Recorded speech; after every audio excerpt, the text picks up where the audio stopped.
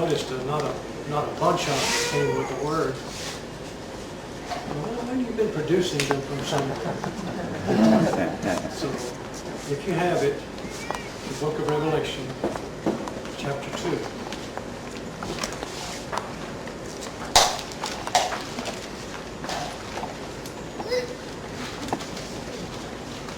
I cannot express to you what joy it gives me to get to see your faces again.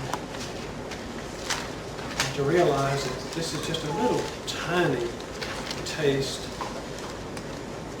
of the time we'll all be together and all of these old imperfections be removed. And we'll be able to fellowship as the Father wants His children to fellowship forever. But in the meantime, this is good.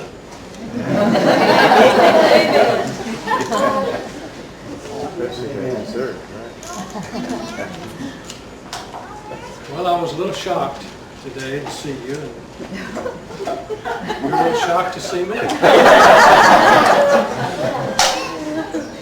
You're shocked that I'm alive, and I'm shocked that you look so old.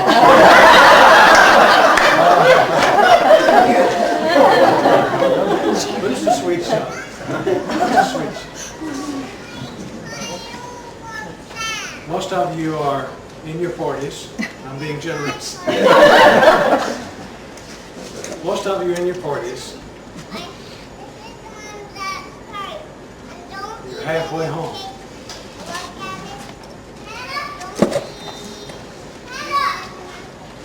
Think about it. You're halfway home. Now you may beat the actuarial tables, and hang around till you're 90. And some of you may not be here next year. Some of us may not be here next year. But, according to the tables, you're halfway home. I'm going to ask you, what has the first half been like for you?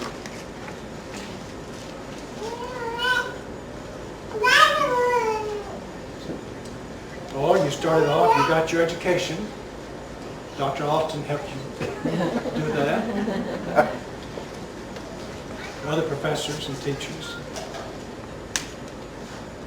Then you married or you didn't marry. But somewhere along there, it usually happens in that order. You found somebody that your heart melted and said, I want to spend the rest of my life with this person. That's good. Been there, done that. 41 years. It's too short. Then you found your work, the kind of work you're going to, spend your life, your energy doing. Maybe you found it. You probably didn't find it right away. When I say Joyce, do you remember who that is? Yeah. Oh, yeah. Joyce and I used to wonder at some of the young people who would come to Stephen F. Austin. They're going to be teachers. And they just plow through that freshman year and plow through that sophomore year and plow through the junior year and plow through I think it's in the first semester, or it may have been the second semester of the senior year, they got to go out into the schools and actually do their first classroom experience with real boys and girls who didn't belong to the faculty, it's the students. And a lot of them took one look at it and said, I ain't going to do this.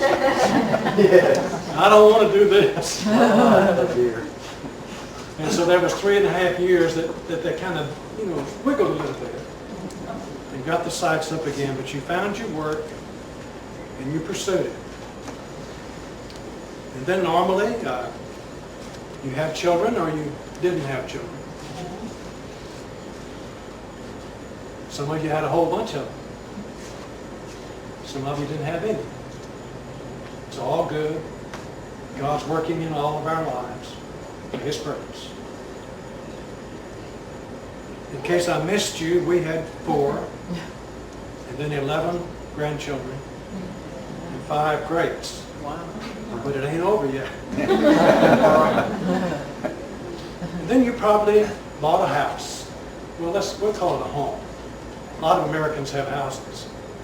They're not homes.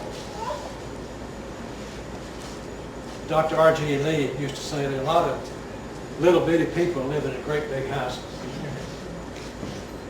That doesn't apply to you, but it applies to a lot of people. But you know, you signed it and you trembled, you turned a little white. 30 years, I'm going to do this. I mean, every month for 30 years I've got to pay this. That's the, I don't know why they call it the American dream. That's not something. It ought to be the American nightmare. But you're in a house somewhere, most of it. You got your name somewhere on a piece of paper, right? Amen. And during this first half of your life, you've been rendering some kind of service. I hope you have. Some of you have been very active for God. Some of you are in ministry, in the ministry. That is, you're called to be a minister. Some of you are doctors, some are teachers, some are that marvelous, marvelous thing, housewives, mothers. I had one of those once. Wonderful. Wonderful. But you've been doing something. You've been witnessing, you've been teaching, you've been writing, you've been serving, you've been helping people who were hurt, or teaching people how to help people who were hurt. You've been sewing up people who were busted or broken or mended. And I double-checked before I got up here, and I think this is a good sign. As far as I know, not a single one of you is an attorney. Is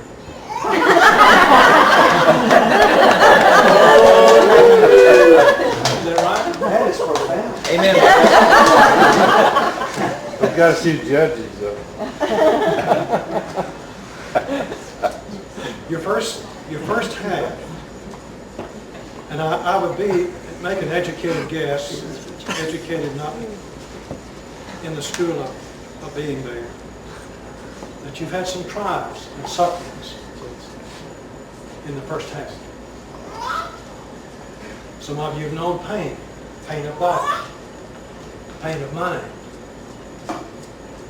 Some of you have had to work for people you couldn't stand. You may still be working for people you can't stand. You may have gone through some water so deep that the rest of us don't really know. But I know this, that every Christian somewhere suffers. I believe with all my heart you cannot get through this life as a Christian and not somewhere pay the toll. It's part of your training. It's part of helping you to understand the cross. And the resurrection never looks glorious until you've been on the cross. And I guess if that's the case, every one of us here could sing tonight, through many dangers, toils, and snares, I have already come. His grace has led me safe thus far. And grace will lead me home. It's true.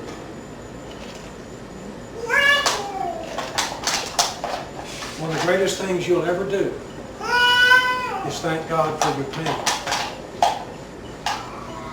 Thank Him for your suffering. If you take it the way it came, it'll make you a more godly person, a better person, a more sensitive person to the needs of other people. And it will keep you from being the terrible bane of all Christianity, selfish. Okay. That's the first half. And here, here you are tonight, halfway home. So the scripture before us is some encouragement for you for the second half. It's the message to the church at Smyrna. To the angel of the church in Smyrna write, these things says the first and the last, who was dead and is alive. I know your works, tribulation, poverty, but you are rich. I know the blasphemy of those who say they're Jews and aren't, but are a synagogue of Satan. fear none of these things which you shall suffer. Behold, the devil shall cast some of you into prison, that you may be tried. And you shall have tribulation 10 days. But be faithful unto death, and I will give you a crown of life. He who has an ear, let him hear what the Spirit is saying to the churches. He who overcomes shall not be hurt by the second death. Now this encouragement is from the Lord himself. These are not the words of Paul. These are not the words of John or James or Jude. These are words that Jesus sent to encourage us in this journey. I want to point out 4 things that he said to encourage you. First, he said, I know. Not anything in your life or mine that you're hiding from him. There's not anything in your life he doesn't know about. No matter how difficult or hard you may think it is. Because it's there and it's hard doesn't mean he sent it. But it does mean he will and can use it. And I find it extremely comforting tonight that Jesus says to us, I know. I know where you've been walking. I know how hot the fire is. I know how bad the pain is, or the anxiety, or the pressure, or the worry, or the indecision, or whatever it is. The unfulfilled, whatever. I know. I am so glad that I worship a Savior who can look at my poor life with all of its weaknesses and say, I know. I know.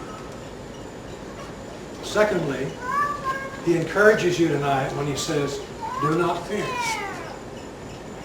Do not be afraid. Isn't this about the worst, one of our worst enemies?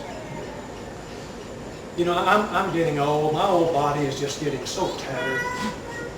And you say, well, you know, preacher, you don't look like it. It doesn't matter what it looks like. It's tattered. My body is really tattering on. And I know that soon I will die. I don't know how soon, but I'm moving toward death. And it's frightening. Not because of anything about the Lord or my faith. It's just I've only died once and I came back. And I don't remember it very well. I died in a plane crash when I was 17. I flew an airplane into the ground. And as far as the world was concerned, I died. But I woke up. The only difference would have been just not waking up. All the pain, all the impact, all the blood, teeth, breakage, rending of tendons, and holes in my head that are still there. It was dying. But I'm going to have to do it again. And I'm fearful of it only in the sense that I don't remember quite what it was like last time. And I'm not really looking forward to dying. But I know that he will see me through it. And he tells me not to be afraid. And I will not be afraid. And as you face the last half, or if you don't like those terms, the second half. Second half. As you face the second half of your life, he's telling you now, don't be afraid. The things that are before you right now, don't be afraid of them. The things that you're about to attempt,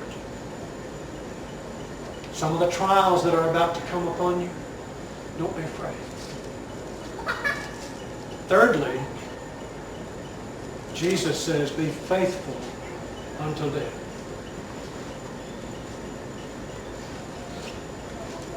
You feel like you've done it up to now? Some of you I haven't seen in 30 years. Have you been faithful? Do you still love him like you loved him when you were 18, 20? Is that fire still in there somewhere, never gone away. It is His word. He says to you, be faithful unto death. And for us in America, that we're not facing any immediate persecutions. So for us, it means till we die. Your natural death. To the point of death. Be faithful. Don't give up on Him. Don't give up on His word. Don't give up on what He's doing in your life. Don't believe any lie that will take you away from the truth of this book. Be faithful. And the last thing Jesus said, I will give you the crown of life. Now that's a promise. One of them was a word of assurance. One was a commandment. One was a challenge. This is a promise. He says, if you do this, I will give you the crown of life. Now think about that. He didn't say Gabriel would give it to you. Or some of the underlings of that great host, innumerable host of beings that are so much stronger than we are. They're not going to give it to you. Jesus said, I'll give it to you. I'll take Him at His word. If He said He will give you a crown of life, He will give it to you. It's a crown of life. Everlasting life. We're muddling along here pretty good. And there's a lot of death around us. And where we're going, there's nothing but life. Nothing but life. All is life. I never thought much about wearing a crown. Never really cared much about it. But if He's going to give it to us, let's take it. Let's enjoy it. These are words of encouragement. Now, I'm not through. Just because a preacher closes the Bible or takes out his watch doesn't mean it's never has.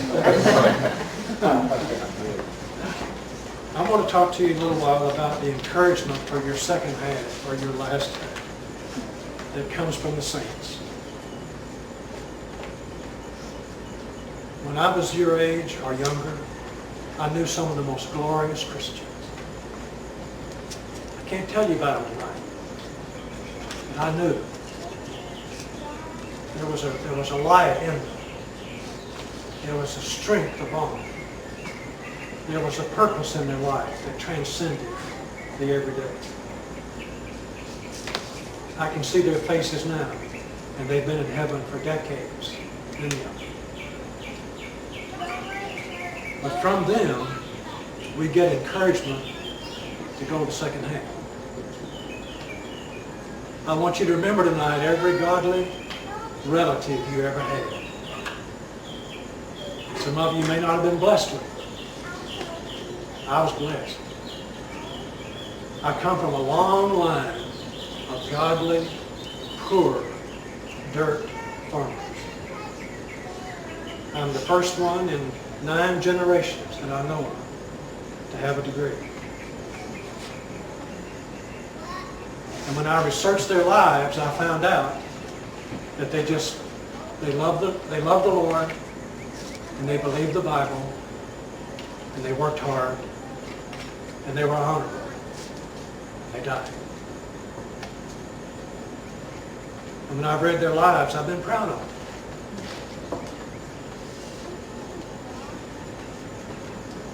You got a daddy or mama like that? You got a granddaddy or a grandmother like that? I am the product, humanly speaking, of my grandparents. I told Dr. Mark one day, he was saying, "Preacher, let me do a little work on you." He may have to yet. But I said, Mark, I was raised by people who were born in the 1800s. Most of them never saw a doctor. They stitched up themselves, they doctored themselves. Once in a while, a traveling physician on horseback would pull their teeth in the kitchen, sitting in a chair, straight back chair, as they held the rounds of the chair. Maybe a shot of whiskey before.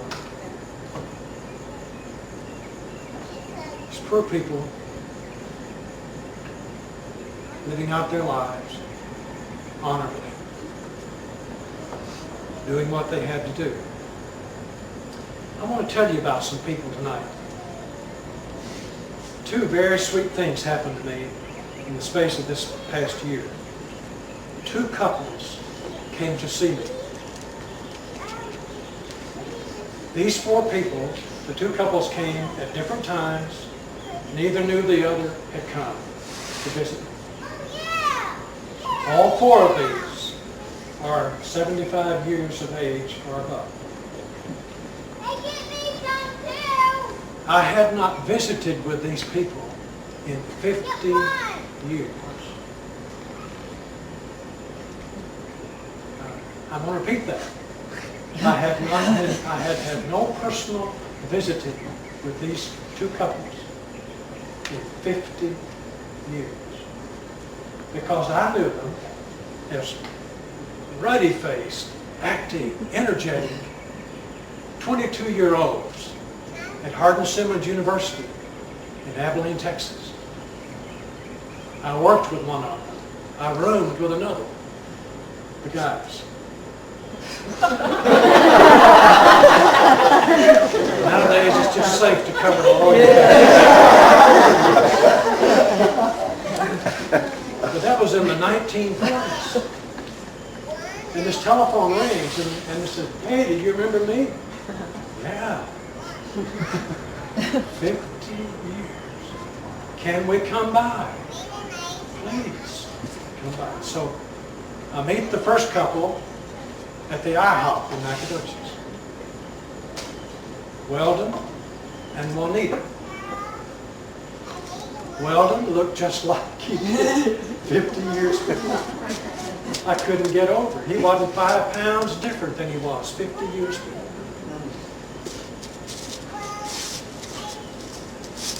What had happened to Weldon and Juanita in 50 years?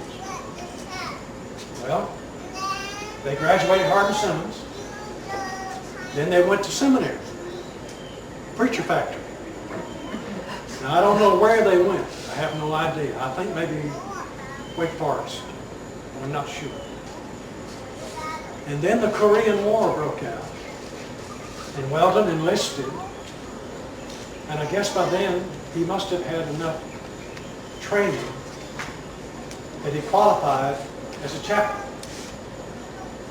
So he was stationed as a chaplain, North Carolina, with the paratroopers. He looked at me and he said, "George, I jumped out of a perfectly good airplane 38 times." Boy, your opinion goes up. He said they always made the chaplain do it first. That's right. 38 times I bailed out.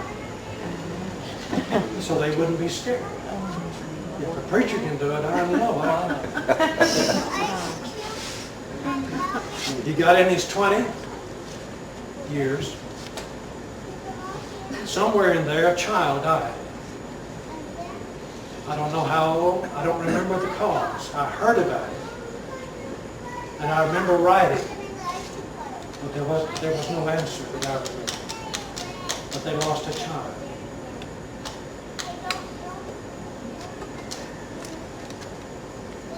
Weldon went back and got his doctorate. And then in 1970, he ends up in Dallas at Dallas Baptist,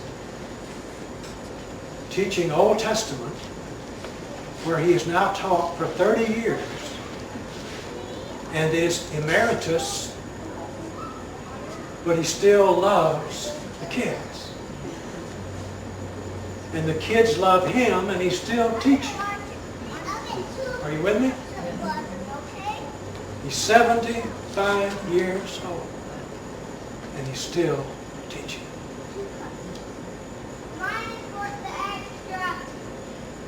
Let me introduce you to Paul and Joy.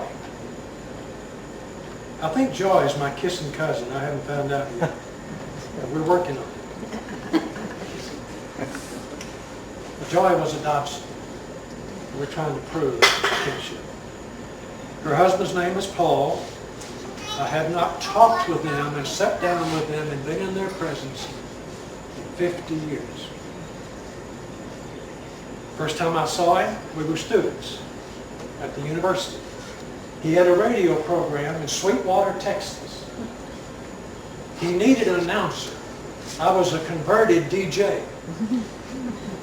That's the best kind. And he said, George, I won't let you preach, but would you do the intros? And he had a stutter. He must have had a really overbearing father. He had a really bad stutter. But when we go to Sweetwater on Friday evenings, and I'd get up in front of the microphone and I'd introduce Brother Paul Blank, he'd open his Bible and the stutter was gone. Preach. Preach. Well, those years went by. He graduated. He went to the seminary. Then he felt the great call on his life was just the pastorate. Sort of like I felt all my life. I became a pastor of a church when I was 20 years old. Can you imagine having a pastor who is 20 years old? I didn't even know where babies came from.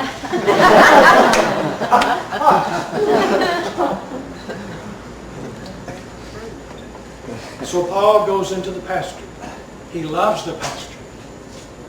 He goes up, he works his way up, you know. And he ended up in a giant church in Houston. And my oldest son, Mark's brother, Milton, went down there during a very hard time in his life, and Paul ministered to my son. But I didn't see him. I just knew he was down there. Well, he married Joy, and for a home, they went to parsonages. Like I've done all my life. We've lived in houses owned by the churches. They had some children. Their first child was Down syndrome and lived to be 20-something years old and passed away. Paul loved the pastorate. He loved teaching the Word. But he was also a debater. He loved to argue for God. Now, not many people can do that. Paul the Apostle did. You know, he could argue for God. But this Paul, stammer and all, liked to debate people who came against the truth. So would you like to guess who he debated? Madeline Murray O'Hare. Some of you remember that? Yeah. It happened in Houston. Dr. Paul Blank debated Madeline Murray O'Hare and beat her in the debate. Fair and square. Asked her to come stay in his home while she was in Houston. Invited her to come to his home. These are Christians. These are God's servants. She wouldn't come. He told me they finally found the pieces of her. They chopped her up and put her in a 55-gallon drum, sealed her up and buried her. And in her will, she had said there could be no prayer over her grave. And her son, who had been saved later, honored that, did not pray over her grave. But they went off somewhere else and prayed.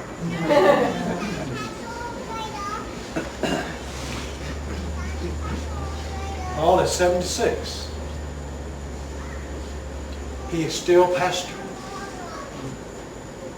He and Joy have a little church out from Austin, out in the hill country. And they go out there every weekend. And they do what they've always done.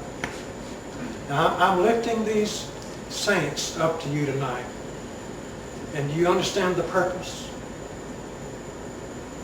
50 years. And they're still pursuing.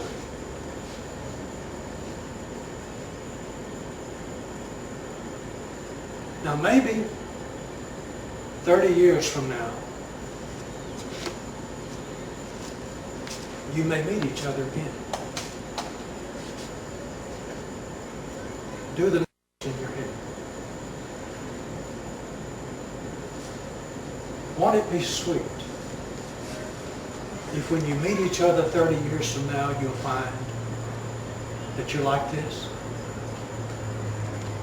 That you're still pursuing, still faithful, still devoted to the great things of life. I hope it'll be that way with you. I hope that 30 years from now, one of you will meet the other and find this to be true in your life. Well, all I can do is encourage you.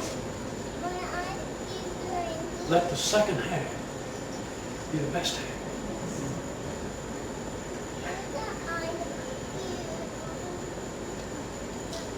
Let's pray.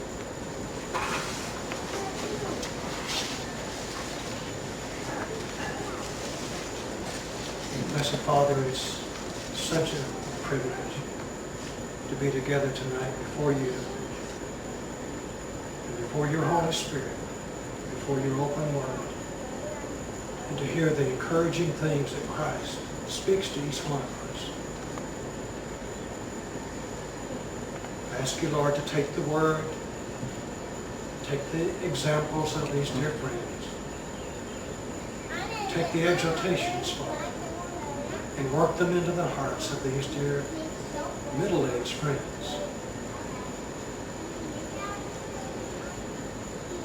If there's been any failure,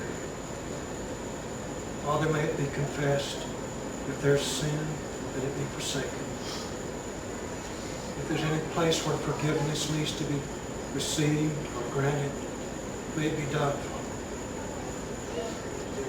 I ask you to bless these friends, to make them a blessing in the earth, to make them strong for you. And as the years go by, help them to run the race well. Thank you that you are preeminently faithful to us. Help us to be faithful to you. We ask these things in that lovely name, above every name, the name of Jesus.